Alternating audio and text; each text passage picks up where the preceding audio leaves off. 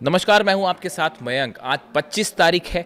देखिए, इस वक्त की बेहद अहम खबर रूस की तरफ से अब इजराइल को लेकर दी गई है बड़ी चेतावनी। और रूस ने ग्रेटर इजराइल का जो विचारधारा है, जो कॉन्सेप्ट है, उसको पूरे मुस्लिम देशों के लिए ही नहीं बल्कि पूरे मिडिल ईस्ट के लिए खतरनाक बताया है। और सीधा सीधा जो है इसे वार्निंग माना जा रहा है इजराइल के लिए, और इसके साथ ही मुस्लिम देशों के लिए एक बड़ी नसीहत की तौर पर देखा जा रहा है कि कैसे ग्रेटर इजराइल का कॉन्सेप्ट पूरे मिडिल ईस्ट को तबाह कर सकता है।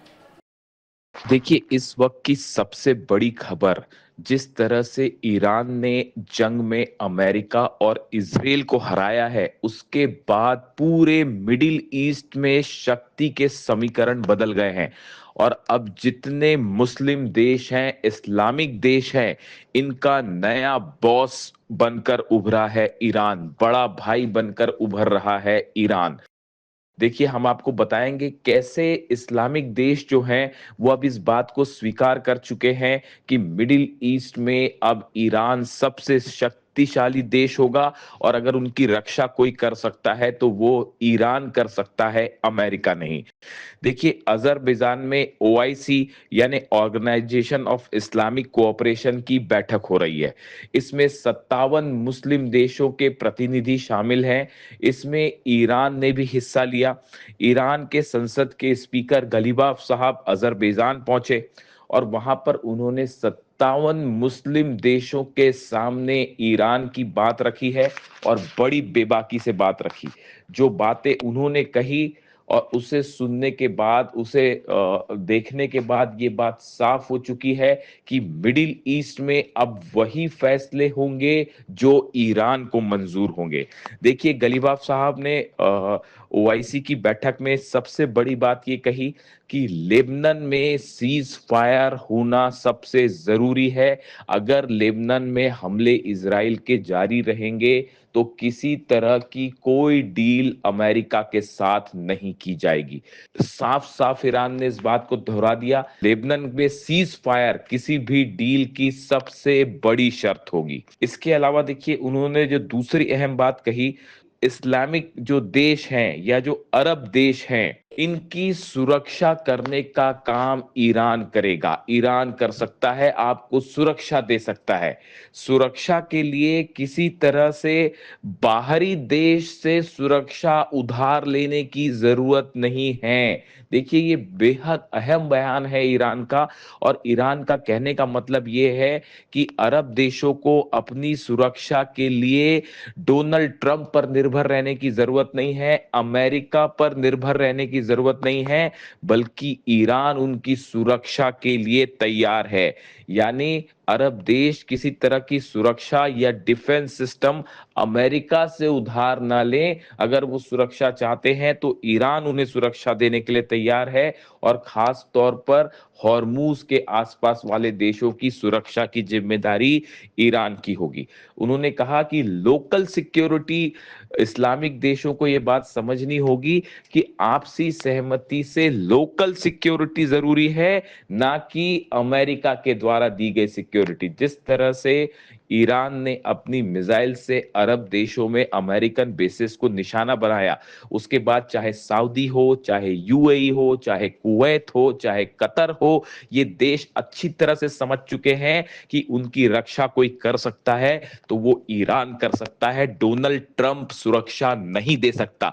जिस तरह से थार्ड और पेट्रियट की धज्जियां उड़ा दी ईरान ने अपनी फतह मिसाइल से, अपनी खुर्रम शहर मिसाइल से, उसको देखने के बाद पूरा अरब देश, जितने अरब देश हैं, वो ईरान का लोहा मान चुके हैं, ईरान के हौसले देख चुके हैं, ईरान की मिसाइलें देख चुके हैं।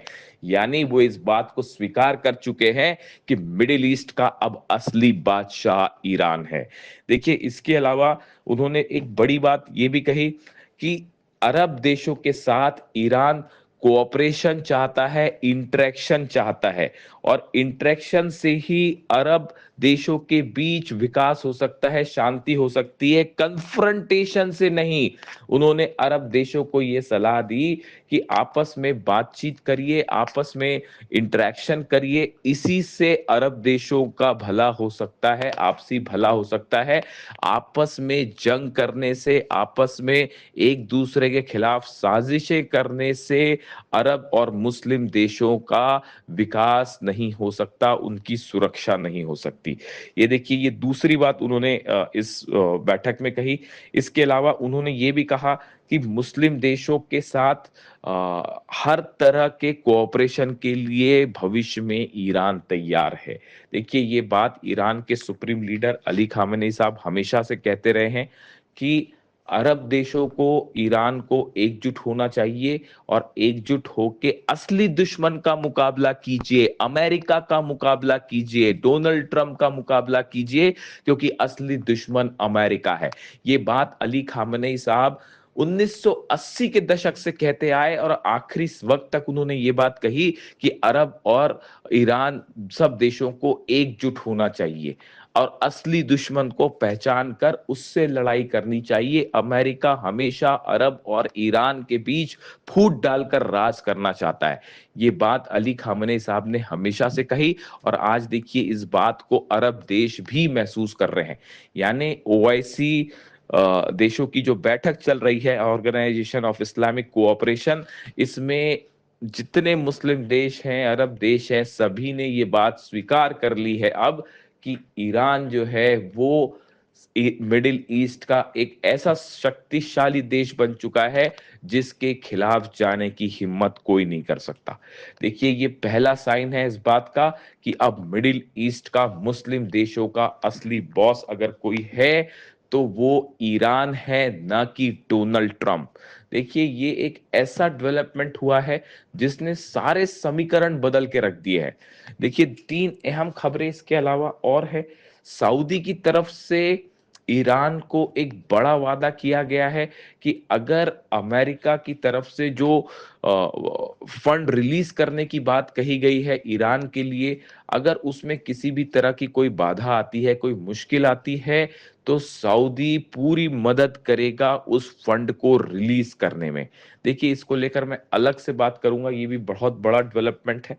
इसके अलावा सीरिया के जो नेता हैं अल शरा, उनकी तरफ से ये बात कही गई है कि वो सीरिया सीरिया जो है वो लेबनान में किसी तरह का कोई ऑपरेशन नहीं करेगा और वो हिजबुल्लाह के खिलाफ किसी तरह की कोई कार्रवाई में शामिल नहीं होगा। देखिए, डोनाल्ड ट्रंप के इस तरह से बयान आए थे। डोनाल्ड ट्रंप ये चाहते थे कि सीरिया जो है वो लेबनान में हस्तक्षेप करे और हिजबुल्लाह के खिलाफ कार्रवाई करे, लेकिन ऐसा करने से सीरिया ने भी मना कर दिया है।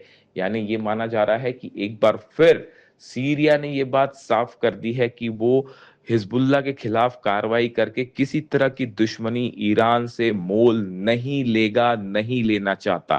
देखिए, डोनाल्ड ट्रंप की जो पॉलिसी थी, जिस तरह से वो एक षड्यंत्र करना चाहते थे सीरिया और लेबनान को आपस में भिड़ाकर, वो पूरा नहीं हो पाया और यहां भी ईरान की बड़ी जीत हुई है। इसके अलावा देखिए, आप ओमान के साथ ईरान की एक बड़ी बैठक हुई है। जिस तरह से ये विवाद चल रहा है अमेरिका और ईरान के बीच कि हॉर्मूज का एडमिनिस्ट्रेशन आगे कैसे होगा, क्या किसी तरह का सर्विस टैक्स ईरान वसूलेगा हॉर्मूज से, इसको लेकर अमेरिका और ईरान की अलग अलग राय है, खास तौर पर डील के मामले में। ऐसे में एक बड़ी बैठक हुई है ओमान के अधिकारियों की ईरान के साथ और इस बैठक में ओमान इस बात को लेकर तैयार हो गया है कि ईरान के साथ मिलकर आने वाले वक्त में हॉर्मूज का मैनेजमेंट किया जाएगा, हॉर्मूज पर नियंत्रण रखा जाएगा और हॉर्मूज में जहाजों को गुजरने के नए नियम बनाए जाएंगे। यानी डोनाल्ड ट्रंप की तमाम धमकियां दी गई ओमान को, ओमान की लीडरशिप को, लेकिन ओमान अमेरिका के सामने नहीं झुका और ईरान का के साथ खड़ा हो गया है मजबूती के साथ कि आने वाले समय में कैसे हॉर्मूज पर कंट्रोल रखा जाएगा और नए नियम बनाए जाएंगे। यानी आप देखिए, जितने अरब देश हैं वो धीरे धीरे अमेरिका का साथ छोड़ते जा रहे हैं। चाहे सऊदी हो, चाहे यूएई हो, हर देश ये समझ रहा है कि अब नया सूरज मिडिल ईस्ट का ईरान है और उगते सूरज को हर कोई सलाम करता है। यही दुनिया की रीत है जो हजारों सालों से चली आई है। अब देखिए, मामला ये है, जितने अरब देश हैं वो ट्रंप की बातों को स्वीकार करने को राजी नहीं है। चाहे वो अब्राहम एकॉर्ड हो, चाहे वो हॉर्मूज का मामला हो, चाहे वो जंग का मामला हो, चाहे वो अमेरिका के प्लेन्स को अपना एयर स्पेस देने का मामला हो, इन सब मामलों में ईरान भारी पड़ता दिखाई दे रहा है। और ये बात साबित कर रही है कि मिडिल ईस्ट का असली किंग अब कोई है तो वो सिर्फ और सिर्फ ईरान है।